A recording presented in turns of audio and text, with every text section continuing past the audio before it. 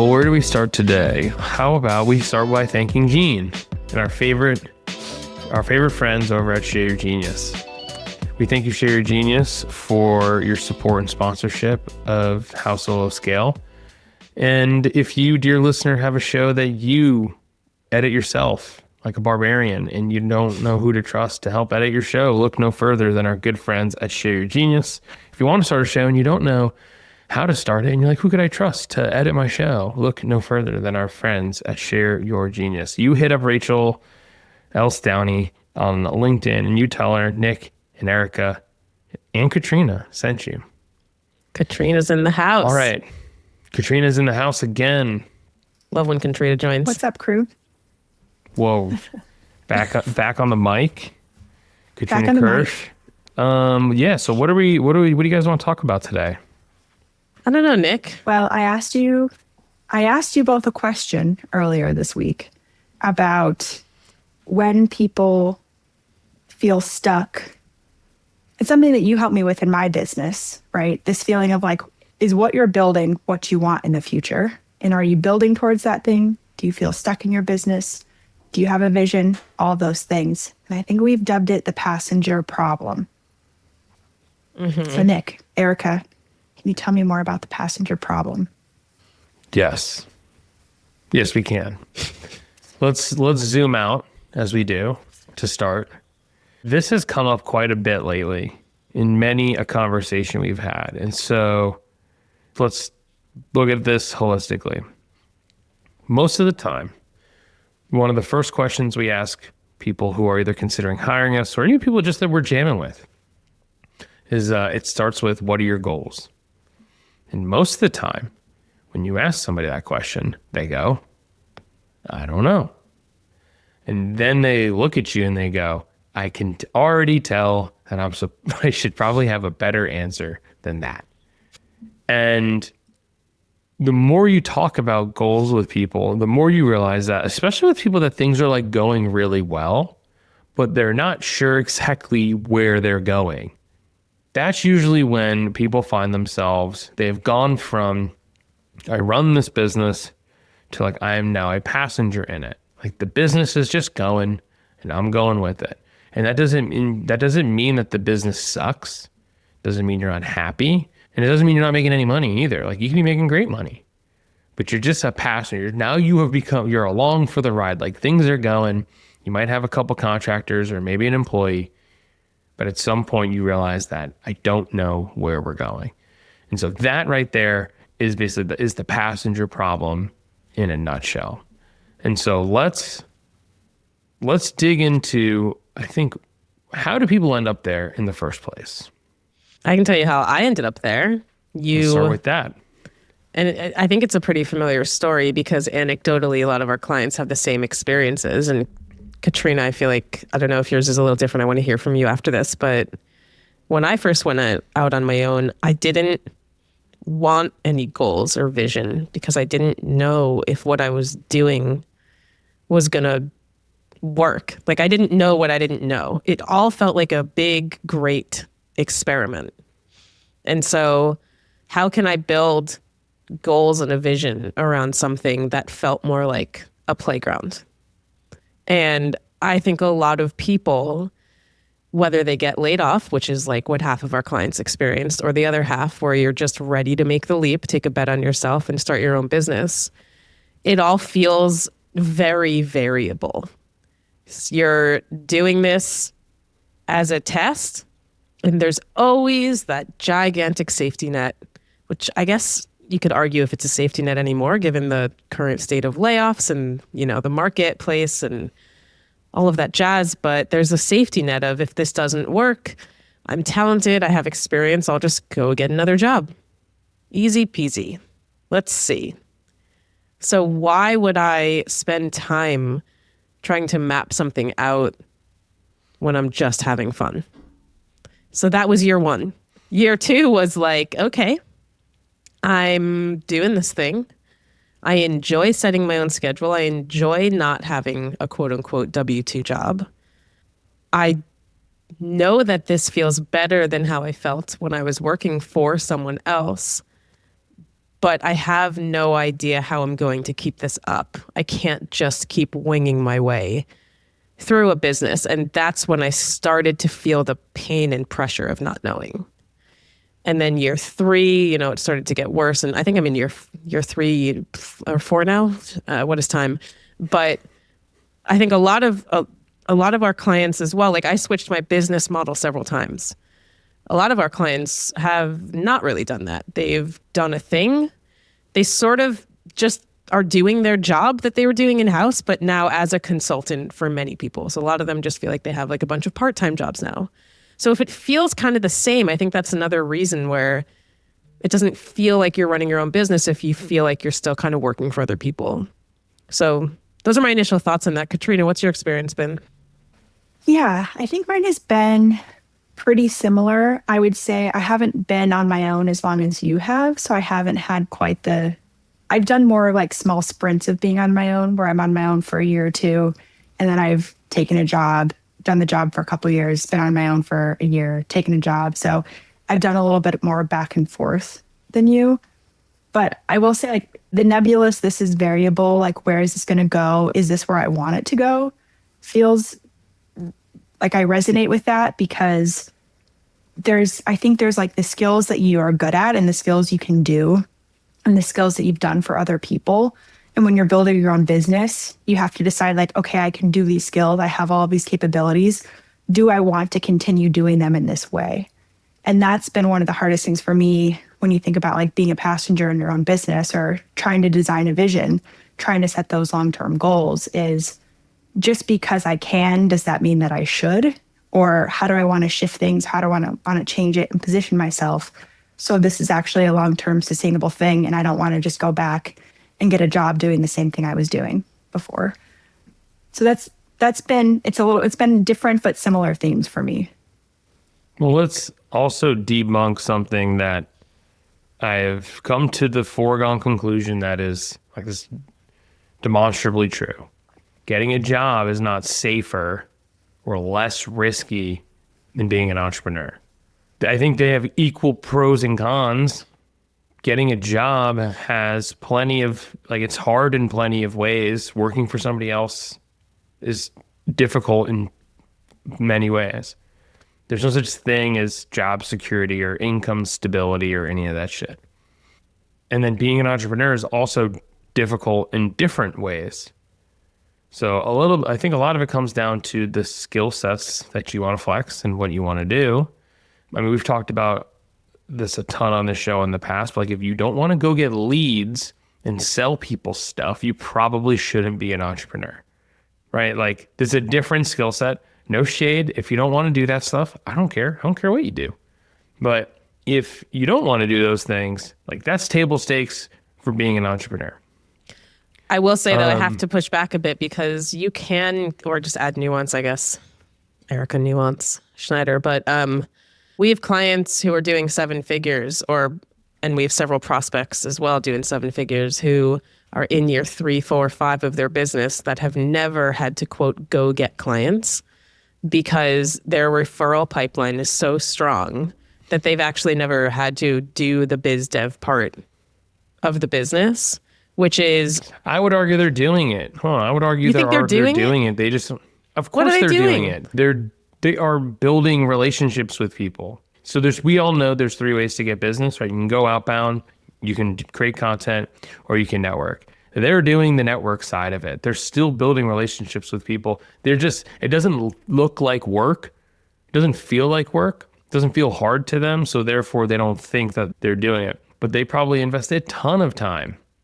I think I disagree with you here. The way that they describe it is I'm sitting around. You don't need a lot. You don't need 20. You don't need 30, 40, 50 people. People just hit them up and they're like, hey, I've got someone who needs something. Can you talk to them and see if they're a good fit? And then they hop on a call.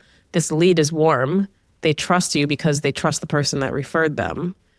And it's like a 1-2 conversation thing. They're not like going to networking events and like reaching out to people to start relationships that will maybe become a client in a few years. Like they're not doing relationship building in any type of cold sense.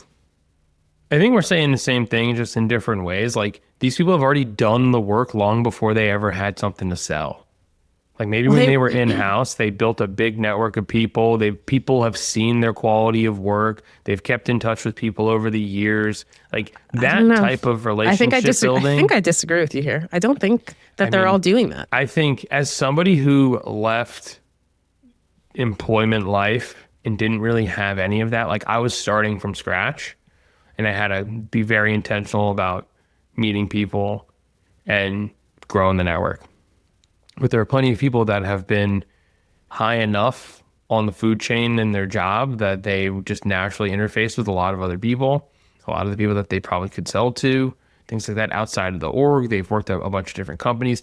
They just naturally know a ton of people. Like, I Right. worked at the same company for 5 years. So, like, I only knew all the people who worked at my company. I didn't know a bunch of people outside of that company. I think naturally knowing a lot of people, it just feels like you're chilling with your friends who are paying you or who are bringing Yeah, people but like, to pay you. but That to me, but, like, that does not. You're saying that that's not work. Like, that's like, but things they're that good. come They're natural, natural. like Yeah, things that come. I know we're Hey, splitting. I creating know we're content splitting hairs doesn't here. comes naturally to you, and people work really hard. People really struggle to create content, and you'd be like, "That's not work. That's not marketing." And you're like, "What are you talking about? Of course it's marketing." You're like, "Well, I don't know. I just write stuff on LinkedIn, and people like it." And then, right, like, it's just the same thing. It's a similar sentiment in that, like, it does, just because it doesn't look or feel like work doesn't mean that it's not the things that make the business go. Like, I don't think there's no such thing as luck. There's no coincidences. Like, all of this stuff happens. You just, because you're not intentionally doing it doesn't mean that it's not, I think, the mechanisms that make it all go. So, Okay, like, I agree with you. I agree with in that. a lot of ways. I agree with that. I'm going to push back one more time because this is too fun debating you. If I stop putting content out, even if it's quote unquote easy to me, then we get not as many leads. Although luckily our referral pipeline is ticking up, so we're kind of like half and half now, which is where we want to be. These people, I don't think they're doing it. Like, the way that they describe it is, I wake up, I open up my phone, and someone else has just sent me a lead. Like, it's But not. that's years of compounding, like, efforts. But they don't have It's to not do like they, anything. Do you it's know not what I like mean? but they're doing it. I would argue that they are doing things, like when they catch up with people or when people send them stuff, like, and they send them a They're very good at being box of normal human cookies. people. They're very good at being. They're good at being normal human. But I'm human saying, like, people. that's also being senior and being deep in your career and in your, as a professional. Yeah, it and also having helps a to be deep network. naturally charismatic, which they are. Yeah. So, So- like, I think we're talking about similar things, just on different stages of the timeline. Like, a lot of the people that we work with and the people that come to us are way deeper in their careers as a professional. And that's not to say that they're older. Like, you can still be deep. Let me ask you this. Yeah. I think you would argue, tell me if I'm correct, because I think this is how I feel. So I think this is how you feel. Let me know. This is great. This is a We're great way set. off This is topic such here. a We got to good- get back on topic. I know, but this is just too fun. If it's too easy for you and you only have one type of lead source or one pipeline line, however that phrase goes, is that enough? Like, when you say if you're not ready to go out and get leads, you shouldn't be an entrepreneur. Should you also be doing things that feel hard, or is it unnecessary? And then we can go back to the topic. If you're not ready to get leads, you shouldn't be an entrepreneur. If you're not ready to, like, do business, like, get business in some Yeah. way, shape, or form. And what was the other question? If it just like, feels easy, lead source freedom. Like, if you're over rotated. So herein lies the problem. Right? Okay. And actually, this is a great segue back to the passenger problem. that's why I asked you it. This is a good segue. The lead source problem is probably one of the biggest reasons the passenger problem exists. Right? Most of the time, they are straight referral based, and leads just show up. It's really great, except for they're going to keep coming. Like, I believe they'll keep coming. I don't know for sure that they'll keep coming, but I hope they keep, like, right? Like, and it's just kind of worked out.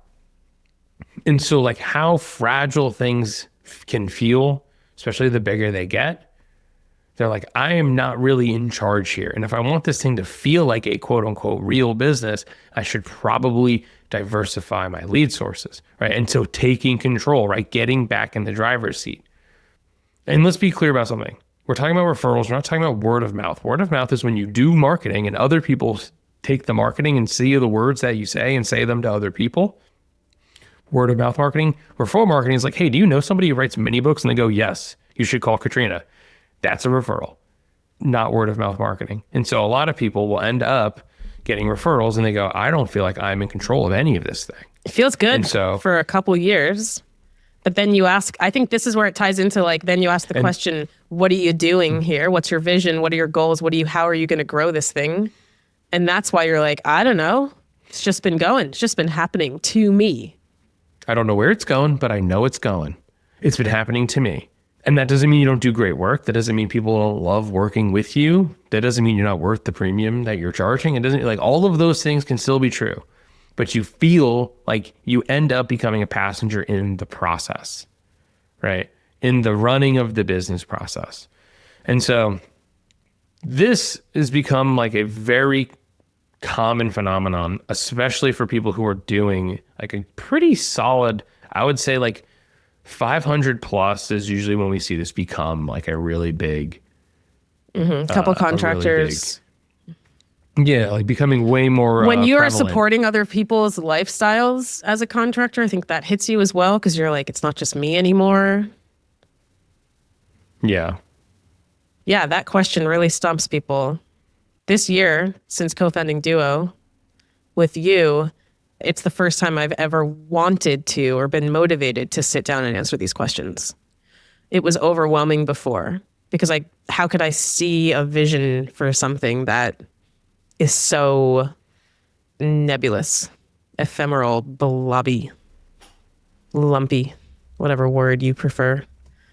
And now, I don't know if it's because we have each other to support, or we have a roster of great clients to support, or just everything just feels better because it's standardized and et cetera. I want to answer these questions now. I just asked Nick before we logged on. I was like, you think we're still going to be doing this when we're 50?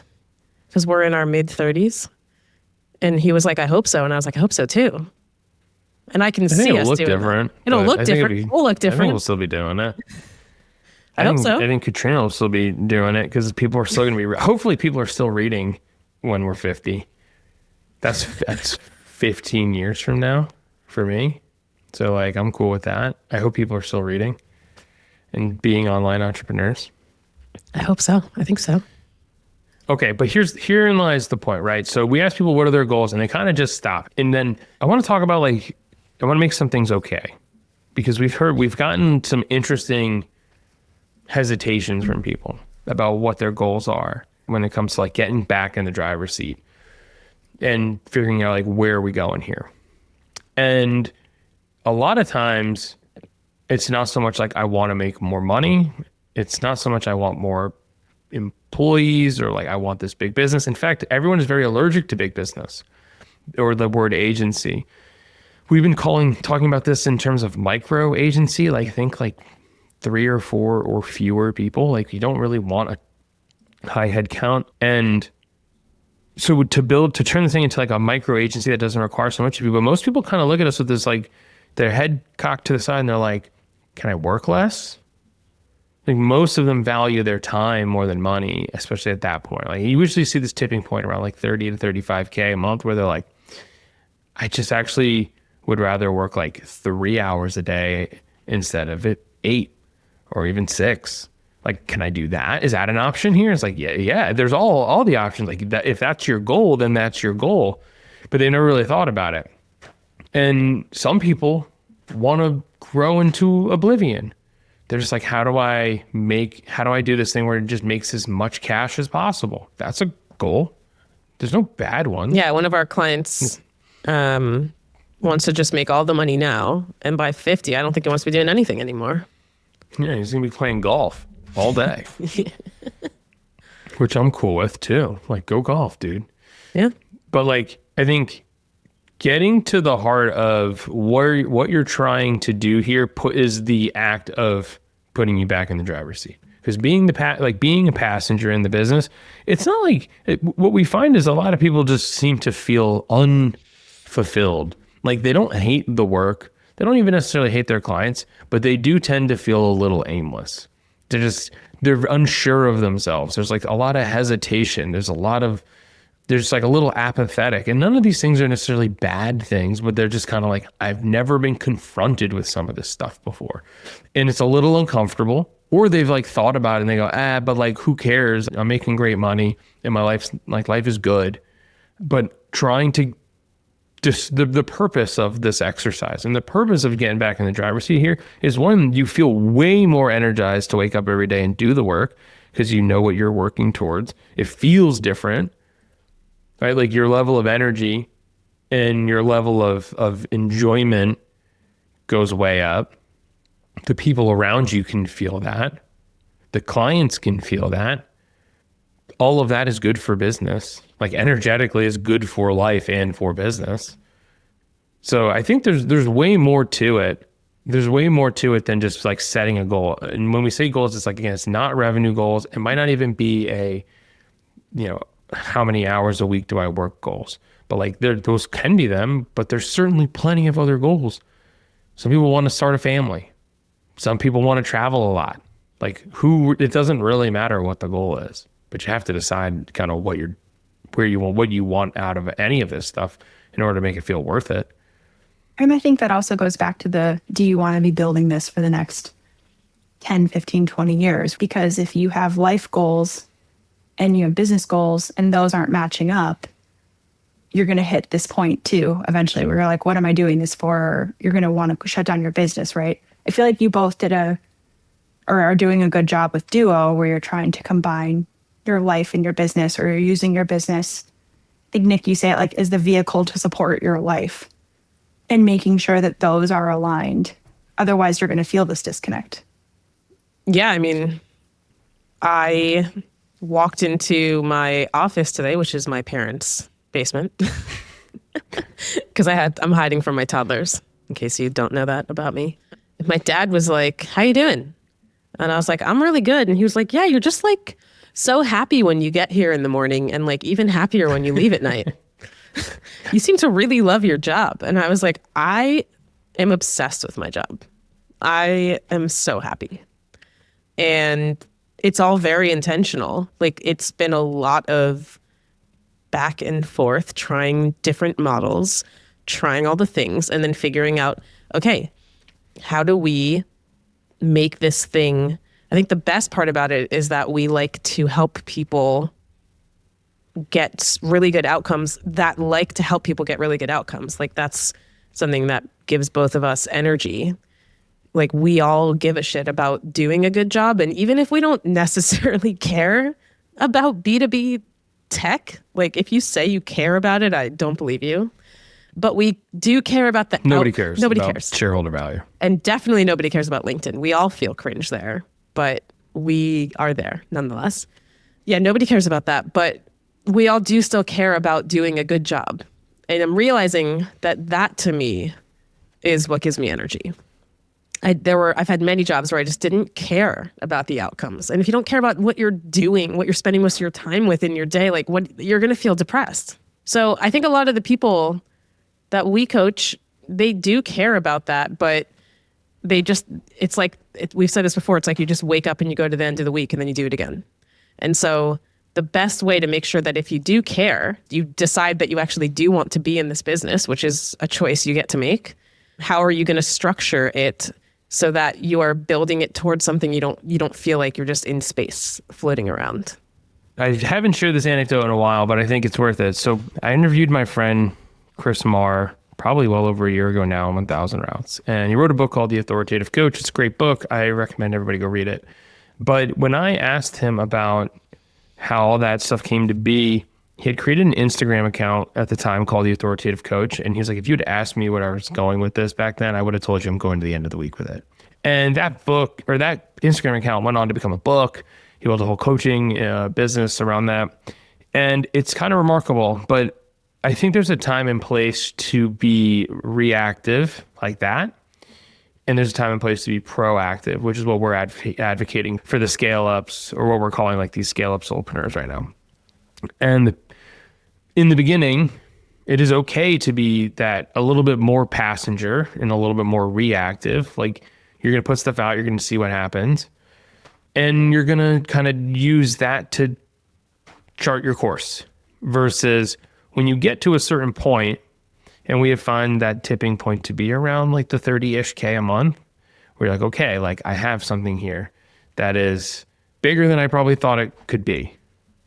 Or maybe you always knew. And it's like, but like this thing has legs. And you're like, okay, now I need to like drive this thing forward into what I want it to be. And like Katrina, like you were saying, it's like, how do we use this as a vehicle to achieve whatever it is that I want in my life? You want to buy a house? You want to pay off your house? You want a sweet car? You want to renovate your house? I don't know. Whatever you want to do with your life. You want to travel to Japan for a month? Do you? But that's the difference between, I think there's a time and a place to be passenger, to be reactive, versus to be a driver, to be very proactive about the decisions that you're making to move this thing forward. Some of those decisions kind of come down to understanding like, well, how big do I want this thing to be? How many people do I want involved? When is enough enough?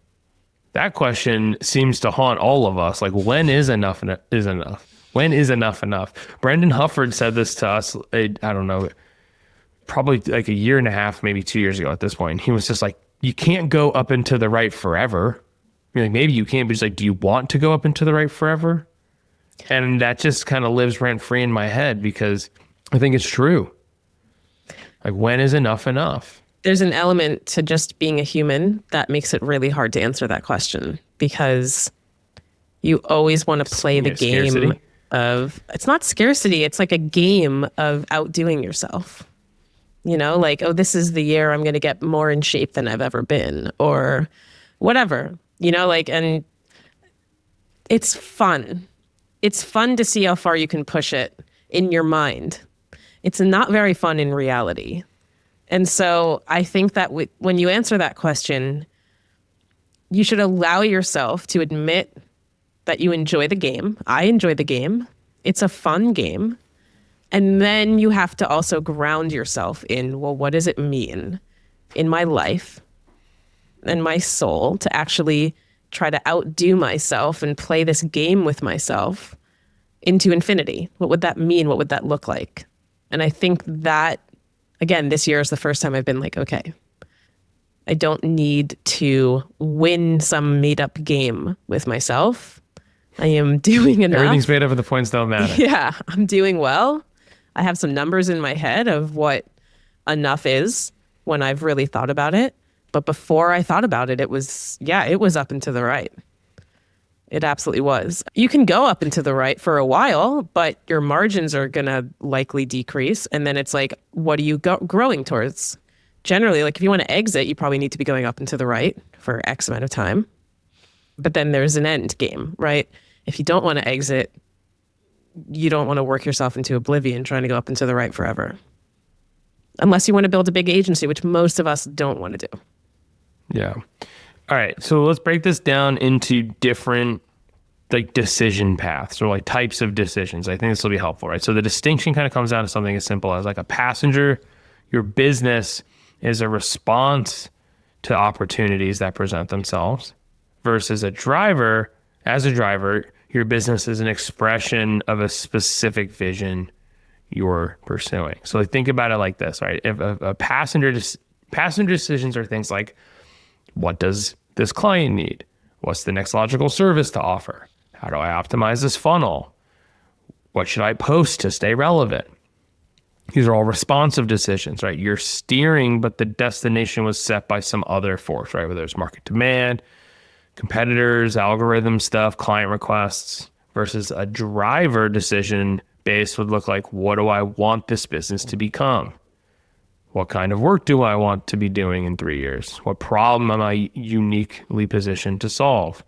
What would make this worth doing even if it made less money? All directional based decisions. So you choose the destination first and then you figure out the route. And I think that understanding how you get to where you're going matters greatly. And I think that part of it is where people kind of fall off. It's like responding to stuff versus being way more proactive to, it's not like you're not reading the signs. Like you're literally just, what are you, bushwhacking? You're just driving off the road. You're like, let's go. I mean, I think it depends. A lot of it depends your on own way. It depends on your personality too. Like I think it's harder for someone who really enjoys spontaneity to be like, okay, I have a pathway. Like if you don't really like to follow a map through life, it's going to be kind of hard to follow a map in your business. So you just have to understand, though. I think that a big part of this is understanding, well, what is that going to mean for you? We're not saying you can't enjoy the ride. Well, there you go. I think that's the thing. There is no map. There is no map. Okay, spontaneous people, you heard it here first. You get to do what you want. There is no map. There is no spoon. But you can create the map. You can make a map. You can make a map, or at least I think you can set a destination, and all of the things that you do. It's like when you play a video game and like the more you explore, the more of the map reveals itself, and you can you can kind of understand your way around. I think that is a great analogy for what business is really like. It all comes back to gameplay. It all comes back to gameplay. It is. What's the final boss? But I think that's exactly right, though. Like the more you explore and the more you do stuff, the more you reveal what's available to you. But there is no map. I mean, I think it's this idea that you can set a destination, and there's no turn-by-turn directions. There's no GPS to get you there, but there are a series of decisions that you can make that get you 1 degree closer. Like every decision is 1 degree closer to where you're trying to go. In this game, I'm now picturing the entrepreneur with a battery life. And every time you take on a bad fit client that you know is not good for you, but you did it anyway, your battery gets drained. And then you can only get it back by firing them or saying no next. Every time you make the quote unquote better decision, your battery life comes back. I think firing bad fit clients. Is anyone else like picturing you put this on game? Like an Iron Man suit, and you're just like, no, just you. Just you. Well, Katrina, you've experienced this. Like, I think you've been inside of these like micro agencies and these micro businesses a lot more than most people have. So I'm sure you've seen this go both ways. And then you've also been on your own doing work for a really long time. And I'm sure you've seen this also go both ways. So I'm curious, like what you've seen, like what they did at Digital Press, and then ultimately leading for them to want to shut it down versus stuff that you've done with Category Pirates, and then now yourself. Like, it seems like this has been a reflective experience for you too, going through, like, for just us jamming through all this stuff over the last, I don't know, 6 or 7 months now. Yeah, it's interesting because I have been like the second, third employee at a lot of different companies. And with Digital Press, the problem was, well, it wasn't necessarily a problem, but it was a specific kind of game, if we're going to keep our game theory going. It was a service-based game versus a product-based game. And some games only get you so far, right? Or there's different rules.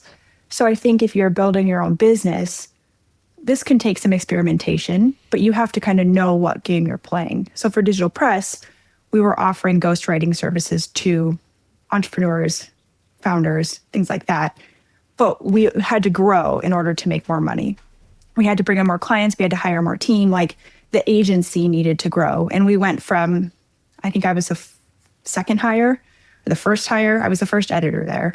And we ended up with like 20, 25 people. But at that point, when you looked at the margins of the business and the game we were playing, we couldn't really raise our price much further because those types of services kind of we had like found a cap, or we had found a sweet spot that worked for the business.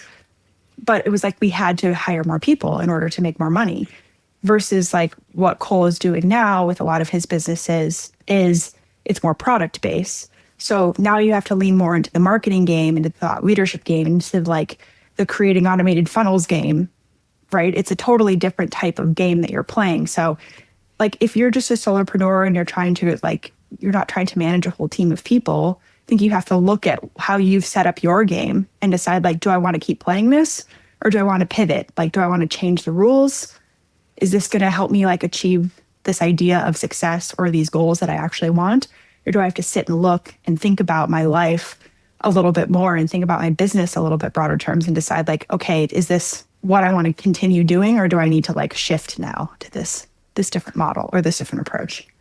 It's a lot of like, it works until it didn't. Like, Yeah. they were driving digital press, and then they look up and you go, oh, like this is a very labor intensive business. Like, and this is before Chatty G.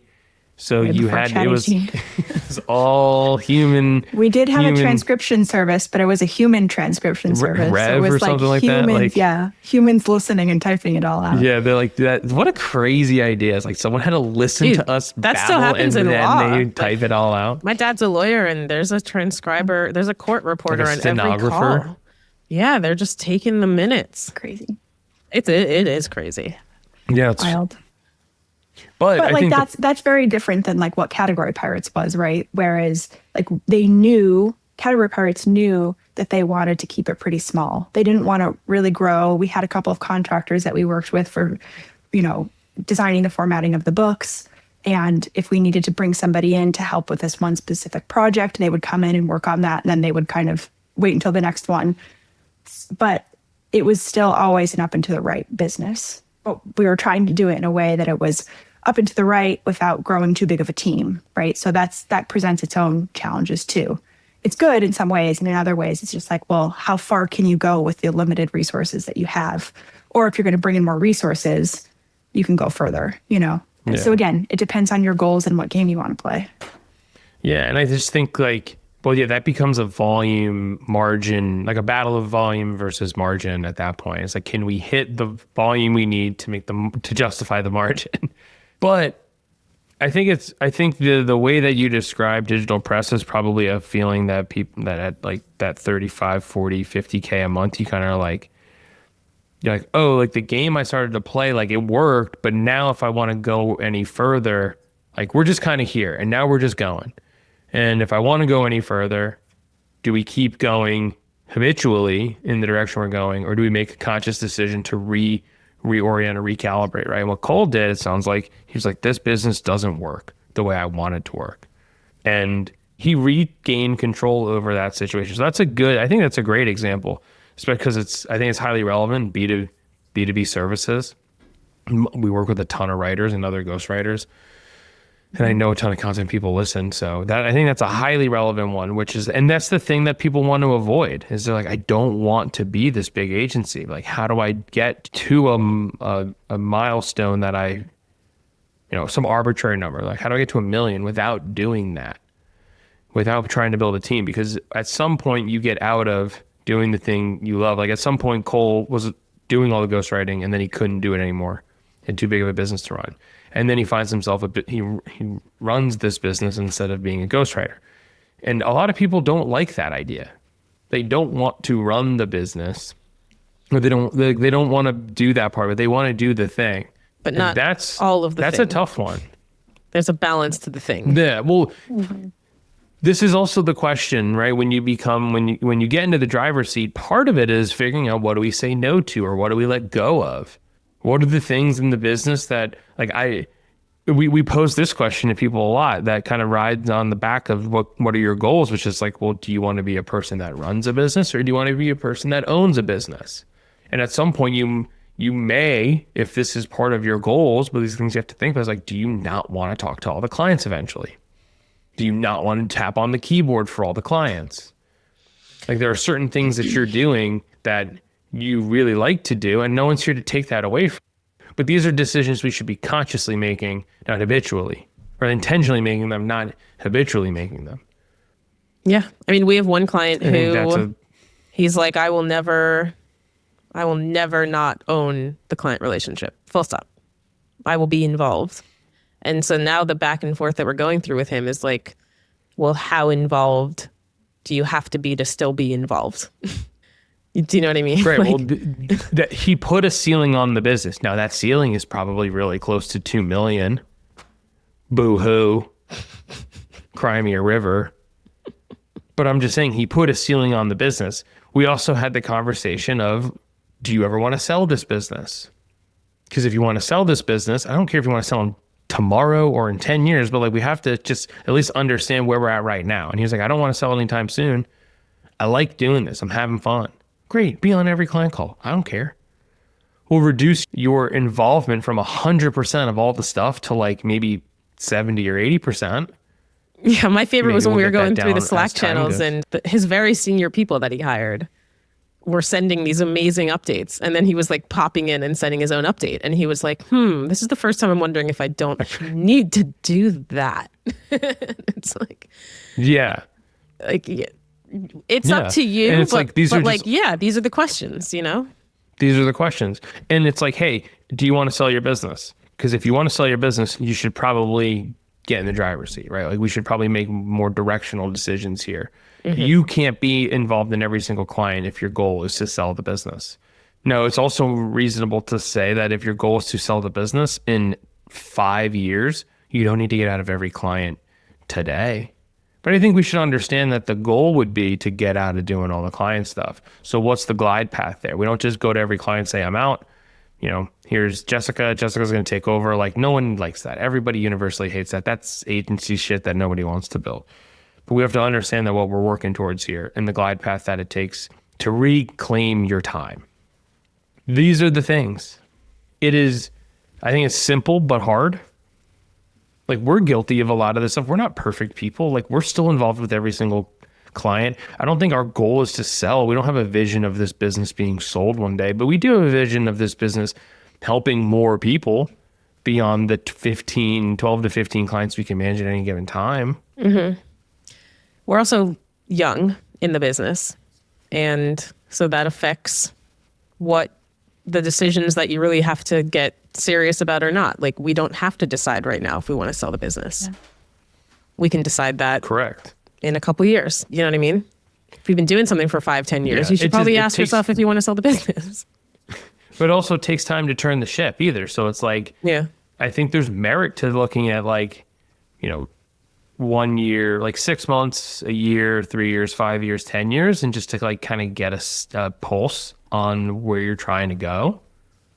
It doesn't matter if it changes. It just matters that we have like a general sense.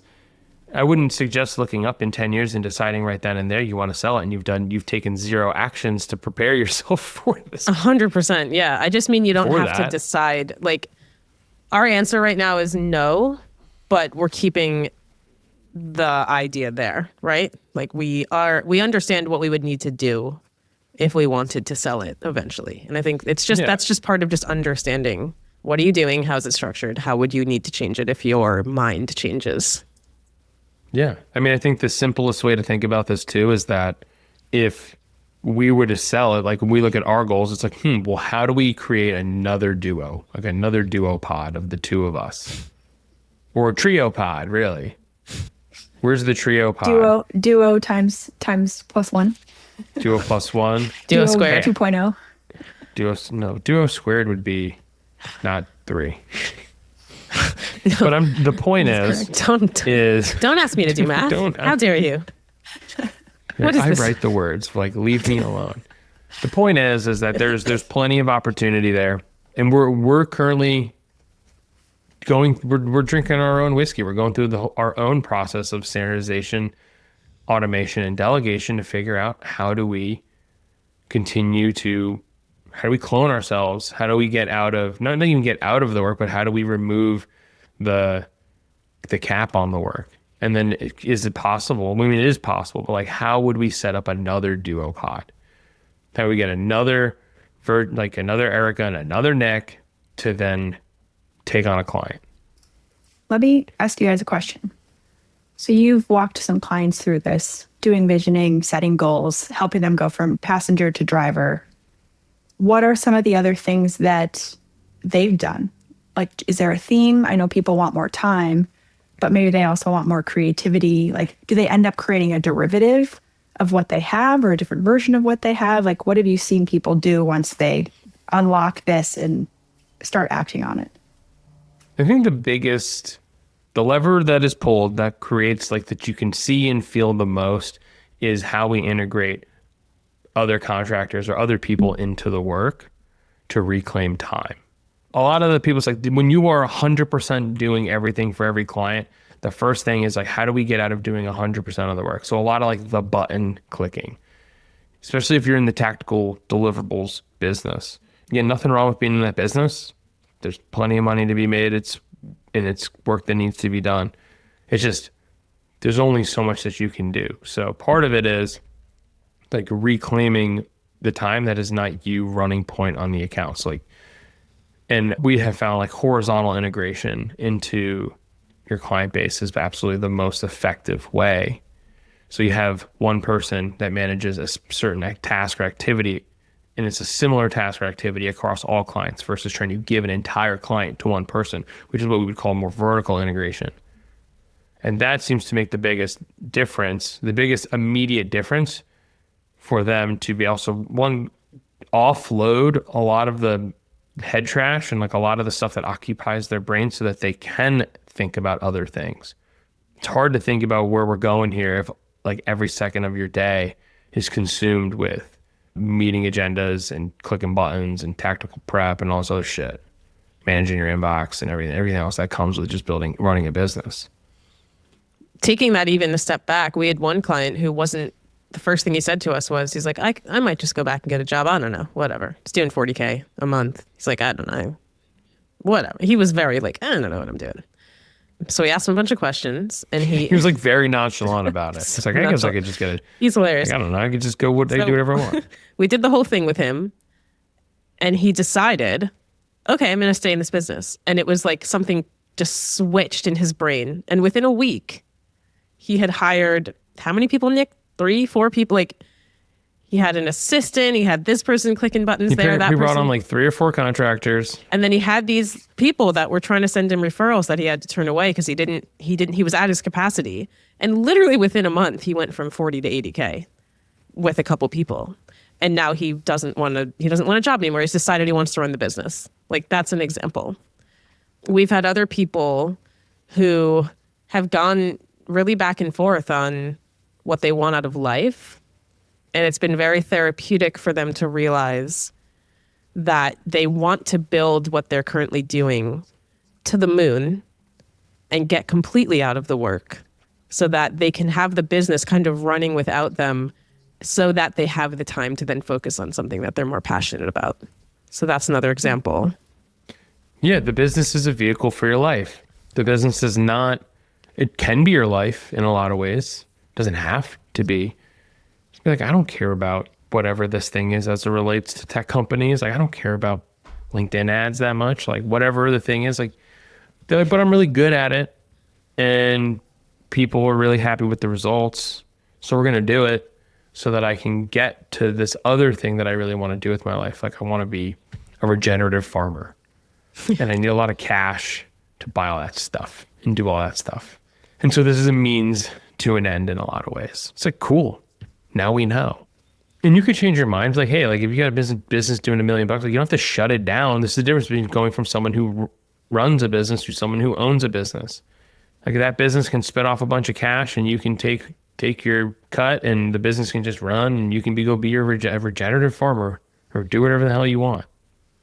I'll give one more example because this is so top of mind. We have another client who decided not to bring anyone in, but was really stressed comparing herself to all of her friends who are making a little bit more than, not crazy amounts, but a little bit more than her.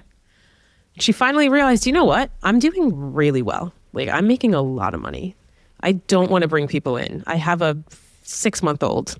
I have unstable daycare at the moment. I think I'm just going to be at my cap, which is this number, and decide that that's enough.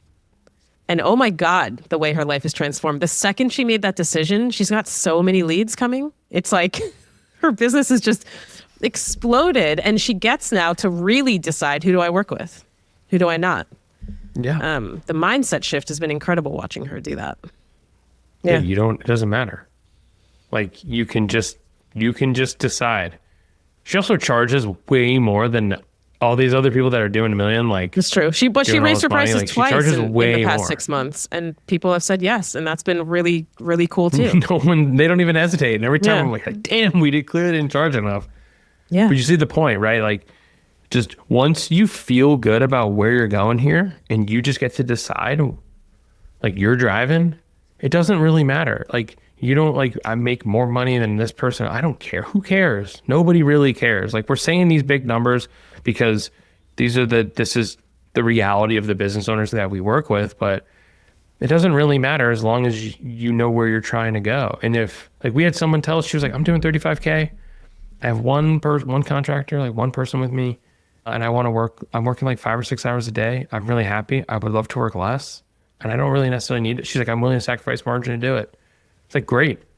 I love how clear you are on what it is that you value and what you want. She's like, yeah, like more money wouldn't suck, but like, I don't know. I just would rather be able to do whatever I want with my time. It's a great goal.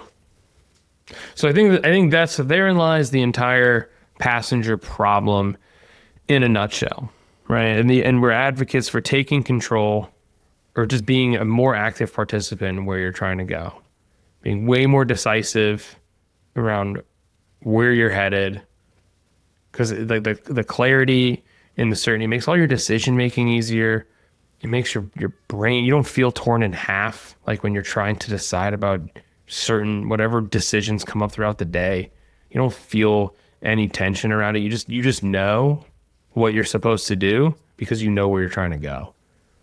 The questions of do I bring this person on or not, or this or that, do I raise my price, do I lower my price, do I work with this client, all that stuff falls away and you just know because you know exactly where you're trying to go. And I think that's the point.